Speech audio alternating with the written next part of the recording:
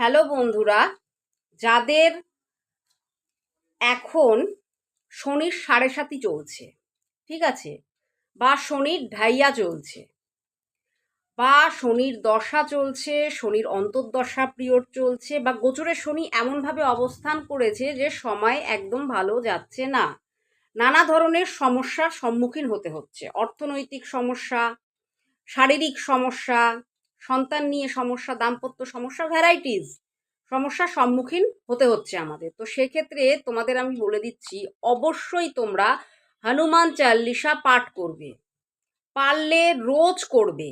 যদি মনে করো যে না আমার সময় হচ্ছে না, তো সেক্ষেত্রে আমি বলবো শনিবার এবং মঙ্গলবার অবশ্যই হনুমান চাল্লিশা তোমরা পাঠ করবে।